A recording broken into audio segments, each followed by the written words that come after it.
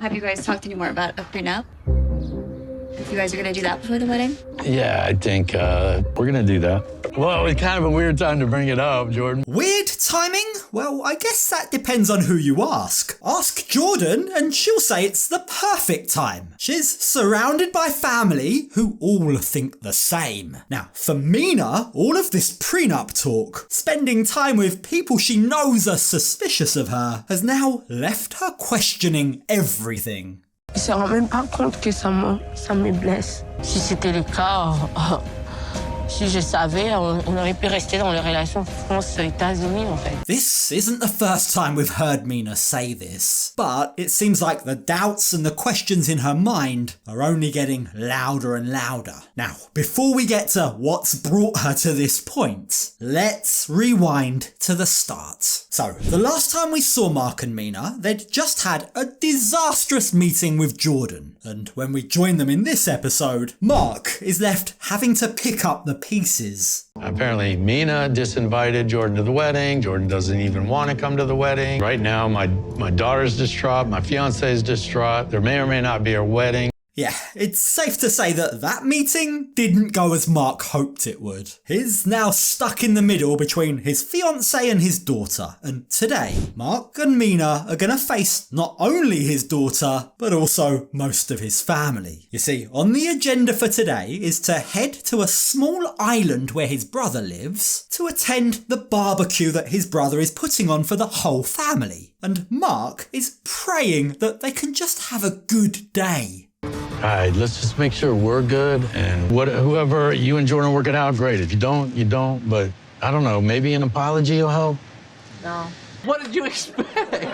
I don't know who Mark expects to apologise, right? But Mina makes it very clear that it's not gonna be her. She says that she's done talking to Jordan. I'll try to keep my distance. I'll try not to get in a fight, she says. But that is about all I can promise. Yeah, Mark is just gonna have to accept that. That's all he's gonna get. Now, as they're stood there waiting for the ferry, the moment of truth arrives. She's coming now, okay? So just calm, relax.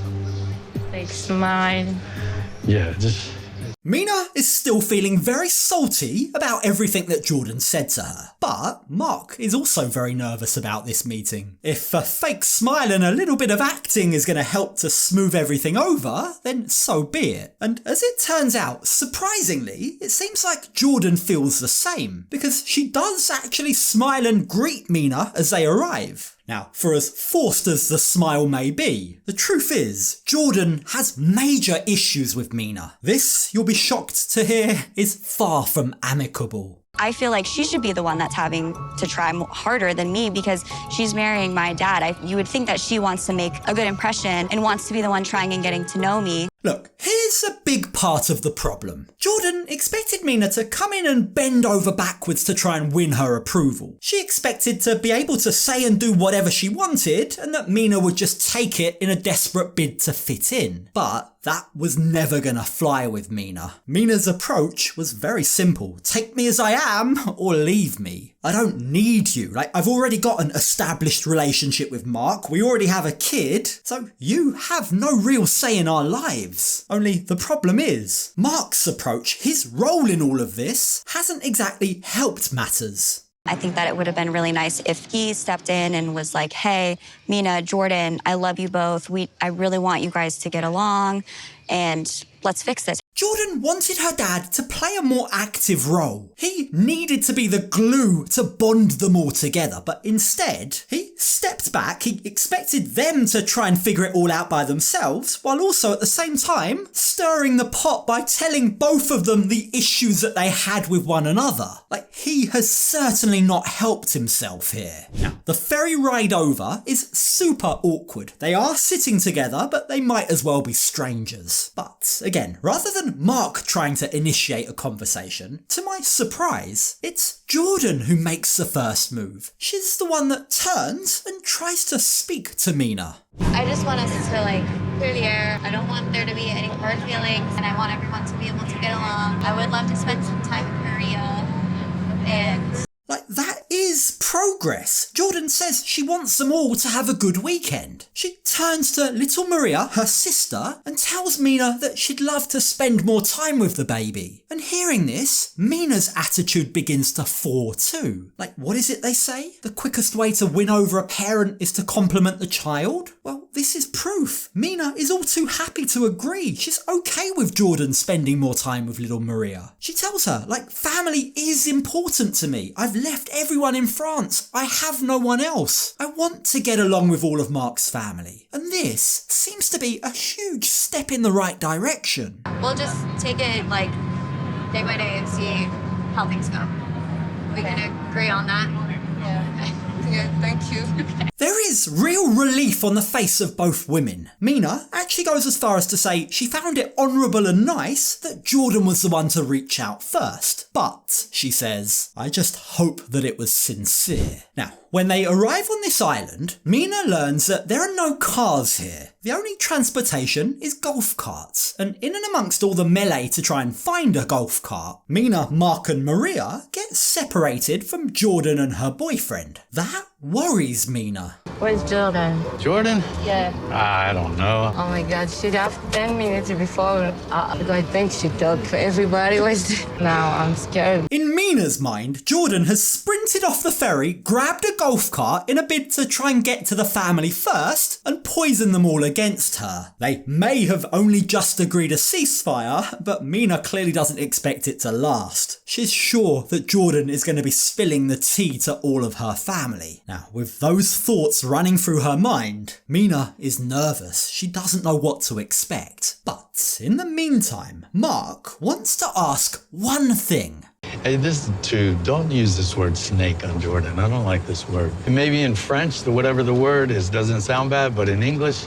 Mark, my man, I'd be the first to admit I need to brush up on my French, but I'm pretty sure calling someone a snake in any language isn't a compliment. Now, Mina doesn't exactly agree to stop, right? She falls short of saying that she will never call her a snake again, but she seems a lot more inclined to at least tone it down, for now at least. And when they arrive at Mark's brother's house, Mina is in for a pleasant surprise. Not only is everyone waiting for them, but Mark's mum seems genuinely thrilled to see them. In fact, she begins immediately singing Mina's praises.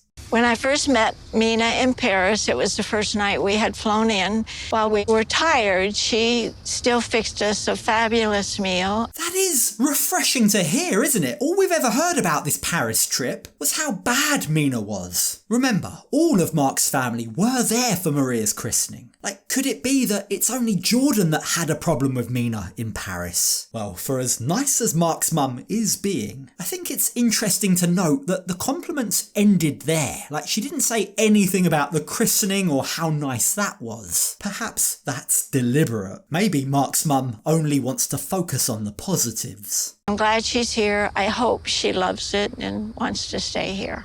Is this Mark's mum's nature? Is she just a very positive person? Or could the fact that Mina is the mother to her grandchild also be playing a role here? Whatever the truth, Mark and Mina better hold on to that support because the rest of their family have their doubts. Now, going back to my earlier question, was it just Jordan that didn't like how Mina acted in Paris? We actually get a little bit more clarity from Mark's sister-in-law. You see, she also felt the same as Jordan. She says that none of them were made to feel welcome. But, even worse, it turns out that there was more to that story than what we were told. The next day, for the actual event, she was 4 hours late, and she had taken the time to, tell her friends that it was going to start later, and other people, but she did not tell us. Okay, I'm not gonna lie, that would piss me off too. If Mina found the time to tell her friends that the schedule had changed, common courtesy would be to also extend that notice to Mark's family too. I get it, that does kind of maybe explain why there is so much bad feeling towards her. 4 hours is a long time, but it's not about the time per se, it's the lack of consideration. And it becomes very clear that everyone in Mark's family feels the same way. Mark's brother addresses the elephant in the room and actually tells Mark to his face, Paris was a disaster. We all support Jordan. It bothered me that night at the party that she was 3 or 4 hours late. And she didn't really talk to us much the whole weekend. I support Jordan, of course I do. And this really annoys Mark. He's sick and tired of his whole family being against them. Yes, they have been nice to Mina. Yes, they are doing this barbecue in her honour. But that doesn't mean that the negativity in the air isn't palpable. Tension and hostility. I'm this close to wanting to leave this family barbecue because none of this is conducive to me and Mina's relationship. Mark. You're soon gonna wish that you did leave. Now, we're gonna get to that very shortly, but as the conversation with his brother continues, Rich makes it clear that he's not convinced that Mark's relationship with Mina is actually gonna last. We've taken some precautions just in case, he says. I'm not trying to be mean when I say this, I'm just saying it, but when we booked the tickets for the wedding, we booked refundable tickets, just in case. I'm not trying to be mean, but by the way, I don't actually believe in your relationship. Yeah, that does kind of feel a bit mean to me. Now, Mark is clearly taken aback by that, but he says he understands his family's concerns. The thing is, he says, this isn't a conversation for now. This shouldn't be raised here at a family event. Again, if only he knew what was waiting. Now, Mark and his brother then go on to join the family outside, and before long, talk turns to the upcoming wedding. Before you guys commit and say I do, says Jordan, there is one thing that I need to know. Have you guys talked anymore about a prenup? If you guys are gonna do that before the wedding? Yeah, I think we're gonna do that.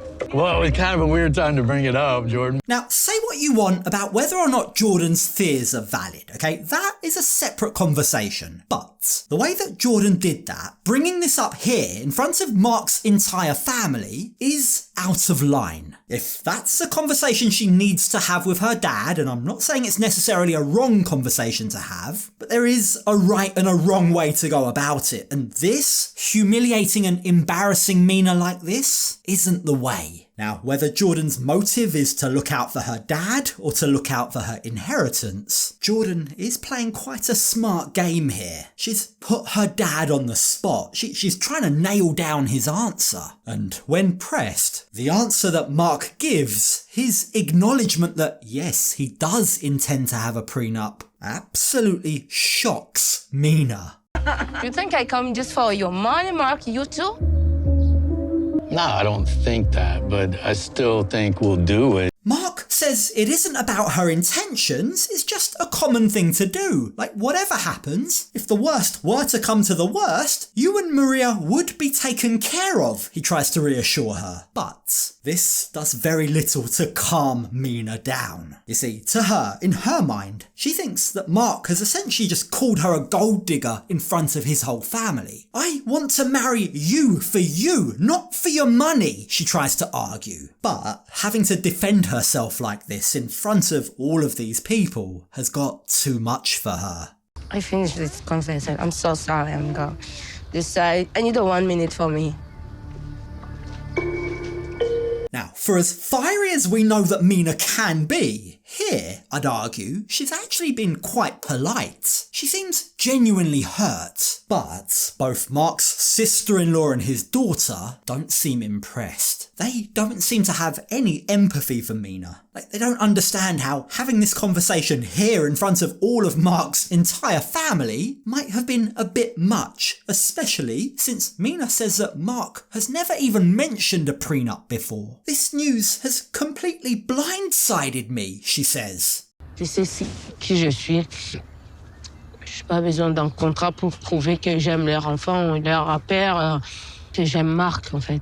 They haven't given given me a chance, Mina says. They haven't given me any opportunity to prove that I just love Mark. I'm here for him, only him. I don't care about his money, she says. How dare they? Like, how can they all think that I'm only here to steal what he has? I've left my entire life. I've left my son in Paris. And what was it all for? She asks. This isn't what I signed up for. This isn't what I expected. And what seems to have hurt her the most is that her fiancé, the man that says he loves her, hasn't stood up for her. It's that has left Mina heartbroken. Il se rend même pas compte que ça me blesse. Si c'était le cas, si je savais, on aurait pu rester dans les relations France-États-Unis en fait. So, with Mark's closest family all unsure about Mina's character and her motives, with Mark himself also now appearing to be swayed by their opinions, and with Mina feeling blindsided, disliked and ganged up on, we're now about to see just how strong Mina and Mark's relationship really is. Is their love strong enough to block out all of this outside noise and work through this? Or is this the beginning of the end? Watch this space.